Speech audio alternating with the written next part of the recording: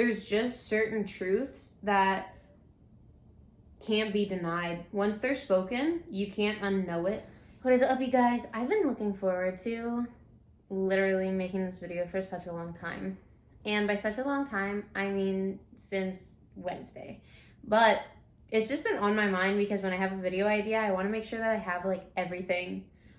It gives me the same feeling that when you know like you're going on a trip, you need to pack your bags, you want to make sure you have it all, and then you just spend like the mornings when you wake up going through your list before you go to bed, working on your list. I had the same feeling about this video.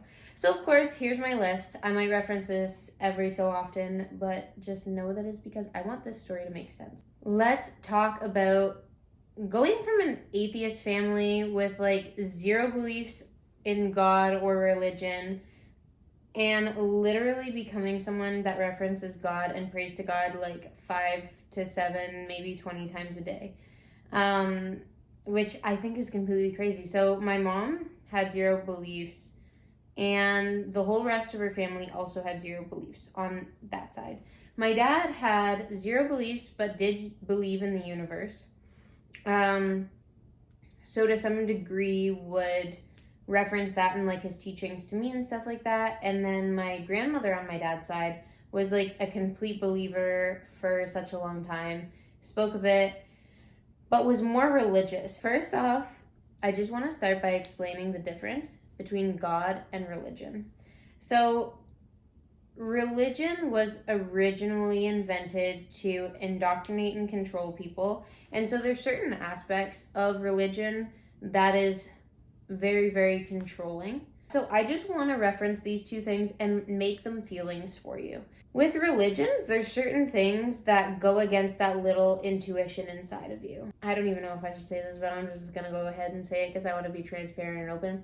I was in church one time and we didn't believe in like viruses and being sick. We just believed that it was a lower vibration spiritually, and we didn't believe in the whole COVID thing.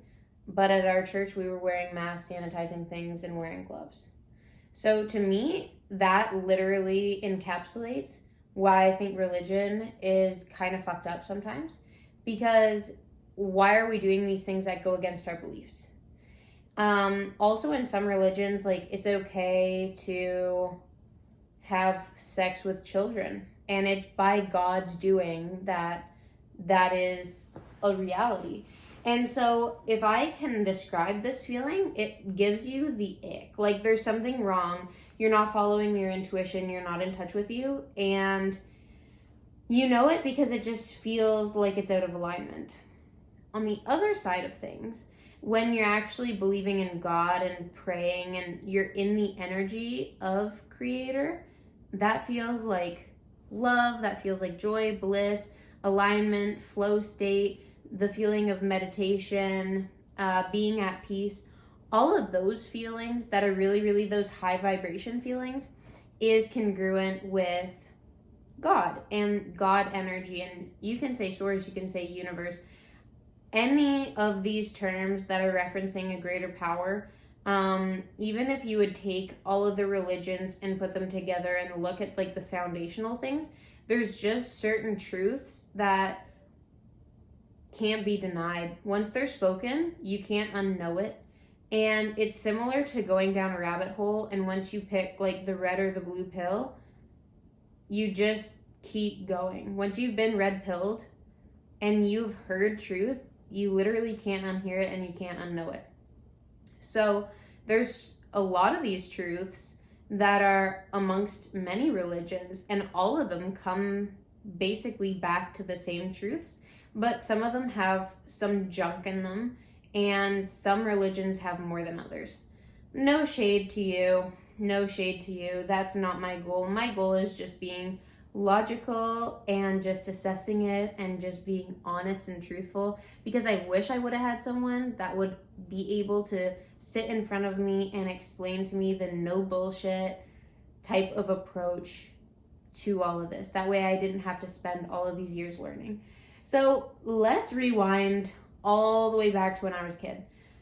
I remember I was probably around like 8 or 10 years old, and I just wanted to know, like, is it true, the stories that they say? Is God real? And so I kind of just throw like a little bit of like a few not technical prayers, but we can call them prayers just because I'm requesting something from God or I'm saying something to God. And I'm kind of like requesting some kind of communication back to be like, tuck, tuck, tuck, like, are you in there? Like, are you real? So I remember doing that a few times as a kid. And I always found a bit of connection in the universe. So I always felt like some part of me was a little magical and I was a little different than other kids. I was like a teacher's pet and a straight A student. I was very smart. And these things just kind of put me in connection to the universe. So when I was in class, I was always in flow state and I was really enjoying myself. All of the work that I was doing, I really enjoyed it. And I don't know if I really felt all of those things then and could identify them and name them. But looking back, those were all connections that I had with the universe. And it was the start of me discovering what I had within me, like the connection that I had within me.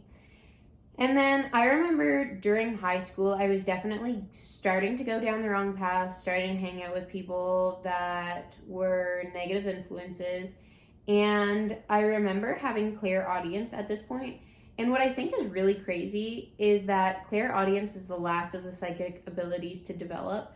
But I do remember doing certain things and I could literally hear like the voice of God or my guardian angels or whatever you want to call this, but like when you have your conscience speaking to you and it is very loud and very strong and overpowering to the point where I was thinking this today. I was thinking my wish for you is that your angels speak louder today than your devils.